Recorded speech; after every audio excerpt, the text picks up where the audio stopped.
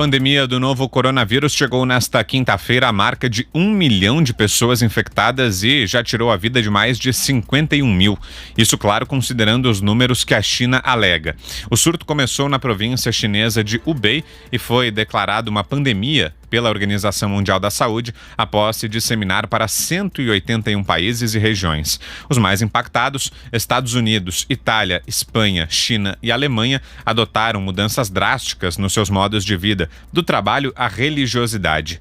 O presidente americano Donald Trump falou em possivelmente 100 mil mortes no país. A chanceler alemã, Angela Merkel, fez seu primeiro pronunciamento televisivo à nação em 14 anos de mandato, pedindo calma, solidariedade e união da maior potência econômica europeia frente ao maior desafio desde a Segunda Guerra. Itália e Espanha, somadas, têm metade das mortes decorrentes do novo vírus, né, Maria? Pois é, olha, os Estados Unidos assumindo aí a possibilidade de 100 mil mortos, né? Os cálculos são de que pode chegar a 240 mil mortos. A Guerra do Vietnã, a minha geração inteira conviveu ali de perto com a história da Guerra do Vietnã, uma grande derrota dos Estados Unidos, provocou a morte de 50 mil soldados americanos. 50 mil soldados americanos. Apesar dos Estados Unidos ter matado muito mais vietnamitas, acabou perdendo a guerra. Mas, para se ter uma ideia e fazer uma comparação, agora o presidente norte-americano admite aí a possibilidade de 100 mil mortes nos Estados Unidos. Os Estados Unidos, com toda a sua potência, com o sistema de saúde, é privado e tal, mas é um sistema de saúde muito bom, muito bem equipado e uma capacidade de reação muito grande. O ministro Henrique Mandetta me disse durante uma conversa há tempo sobre as dificuldades exatamente de se comprar equipamentos hospitalares e de proteção individual nesse momento. Que o Brasil tentou fechar acordos lá no início, né? Comprou produtos, pagando e devolver o dinheiro e dizendo nós não vamos entregar. Isso porque países como os Estados Unidos foram lá buscar. Os Estados Unidos acabaram colocando à disposição aviões, dinheiro para chegar ao vivo e comprar equipamentos de proteção individual que estão em falta no Brasil. Além disso, respiradores e tal. E esta situação mostra que nem países muito bem equipados, a saúde, o sistema de saúde na Itália também é muito bem equipado, mesmo assim, ninguém está preparado para uma situação tão absurda como esta. O Brasil já tem nessa época do ano, começando agora, todas as UTIs, isso é tradicional, sazonal, todos os anos, todas as UTIs tomadas pela gripe, né? É só iniciar o frio que vem do sul e vem subindo, aí as UTIs ficam cheias. Para se ter uma ideia da gravidade, o tamanho do problema. Agora, o certo é que ninguém tem a receita do bolo, ninguém tem 100% de uma receita eficaz contra o vírus.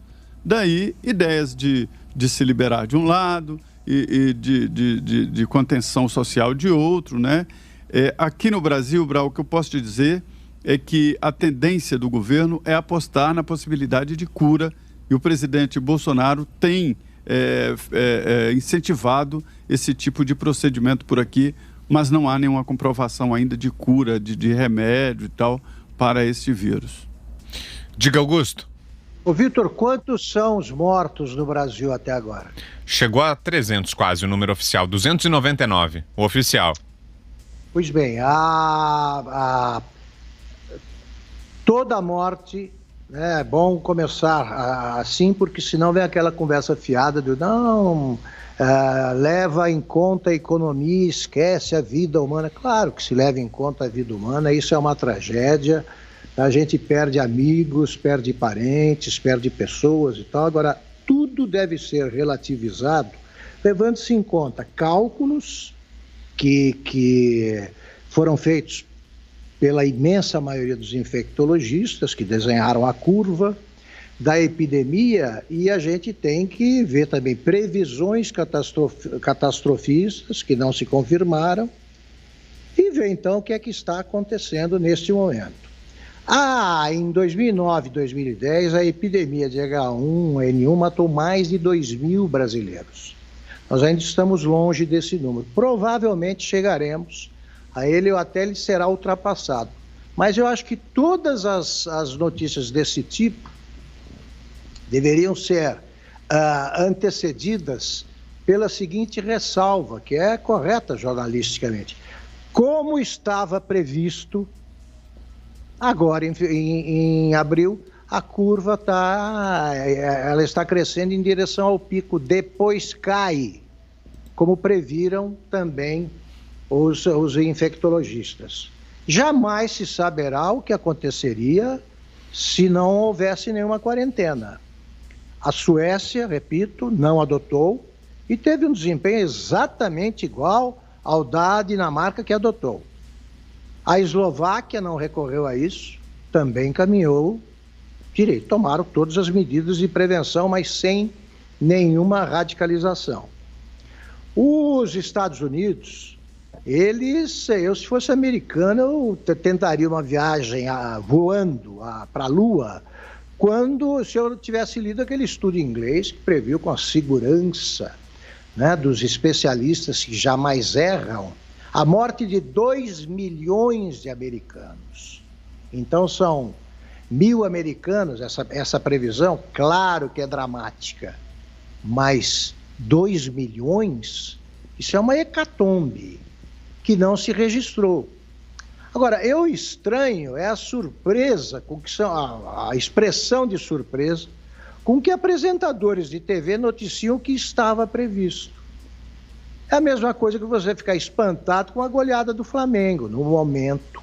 Agora não está tendo nem jogo, mas se tivéssemos o campeonato em andamento, o Flamengo goleou o fulano. Ué, mas estava previsto isso.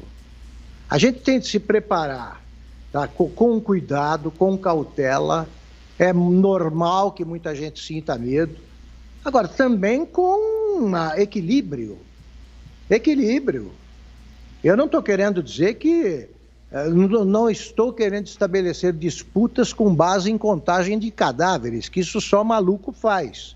Agora, a gripe espanhola, a esta altura do campeonato, já eram contados em milhões os mortos. Em todo o mundo. Teve 3 ondas.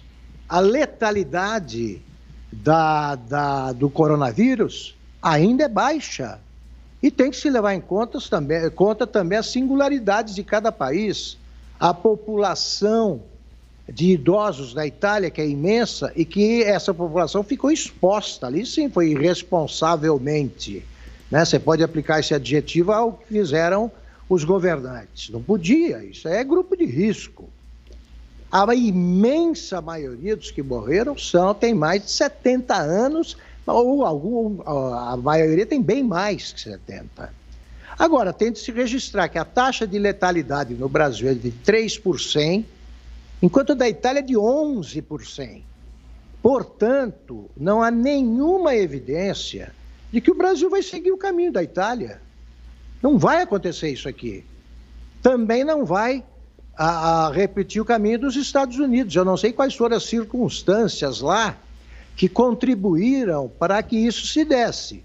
Mas você não pode simplesmente dizer, não, sem a quarentena a coisa explodiria. Ninguém sabe, não foi assim em outros países. Então nós temos de esperar que isso passe e a gente tem que aprender com isso. Não aprendemos com H1N1.